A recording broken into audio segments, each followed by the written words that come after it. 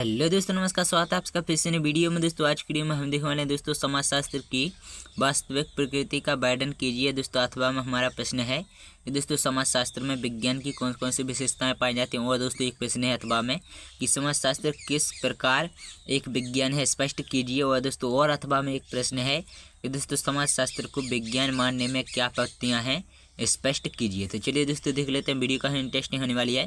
दोस्तों आप लोग वीडियो में कंटिन्यू बने रहिए। दोस्तों समाजशास्त्र की प्रकृति पर सदैव संदेह रहा है। दोस्तों समाजशास्त्र की प्रकृति के विषय में मुख्यतः दो दृष्टिकोण है। सबसे पहला समाजशास्त्र एक विज्ञान है। दोस्तों दूसरा है कि समाजशास्त्र विज्ञान नहीं है। तो दोस्तों पहला है कि समाजशास्त्र एक विज्ञान है।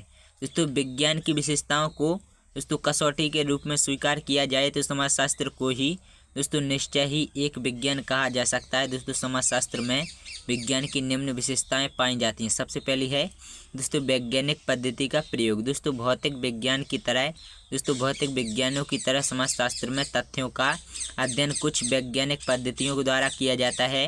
दोस्तों समाज में कुछ तथ्य मूर्त तथा कुछ तथ्य अमूर्त दोनों ही प्रकार के तथ्यों का अध्ययन करने के लिए अनेक वैज्ञानिक पद्धतियों का उपयोग करते हैं।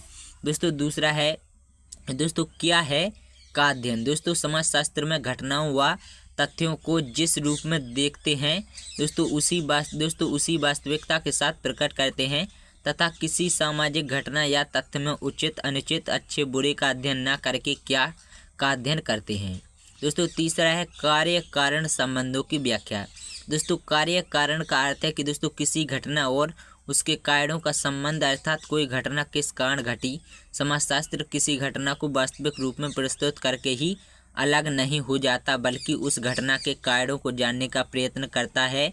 और दोस्तों उदाहरण के लिए समाजशास्त्र केवल यह नहीं कहता कि भारत में सामाजिक परिवर्तन तेजी से हो रहा है, बल्कि यह इस स्थिति को प्रभावित करने वाले कारकों की भी व्याख्या करता है। तो चलिए दोस्तों देख लेते हैं। दोस्तों हमारा चौथा है कि भविष्यवाणी करने में सक्षम। दोस्तों समाजशास्त्र भविष्यवाणी करने में समर्थ है। दोस्तों वर्तमान और भूतकाल की परिस्थितियों दोस्तों सामाजिक व्यवस्था, संगठन इत्यादि का अध्ययन करके समाजशास्त्र आज भविष्यवाणी करने में सक्षम है, क्योंकि समाजशास्त्र कार्य कारण दोस्तों संबंध दोस्तों बताता है। और दोस्तों इसी कारण समाजशास्त्री भविष्यवाणी करते हैं। दोस्तों पाँचवा है तथ्यों का संग्रह, वर्गीकरण तथा विश्लेषण। दोस्तों समाजशास्त्र में वैज्ञानिक विधि द्वारा तथ्यों का संकलन कल्पना के आधार पर न करके प्रत्यक्ष निरीक्षण के आधार पर किया जाता है।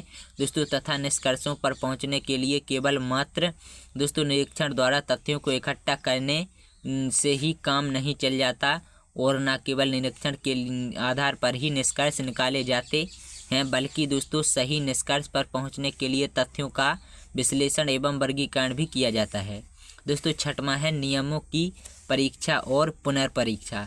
दोस्तों समाजशास्त्र अन्य विज्ञानों की तरह अपने सिद्धांतों या नियमों की परीक्षा एवं पुनर्परीक्षा करने में सक्षम है। दोस्तों समाजशास्त्र में वैज्ञानिक पद्धति की सहायता से एक तथ्य एकत्रित किए जाते हैं, और इस पद्धति से प्राप्त तथ्यों की प्रमुखता यही है कि दोस्तों इनकी प्रामाणिकता की जांच की जा सकती है। अतः समाजशास्त्रीय सिद्धांतों की जांच करने में जांच करना दोस्तों वास्तव में संभव है। दोस्तों सातवां है कि ज्ञान प्रमाण पर आधारित।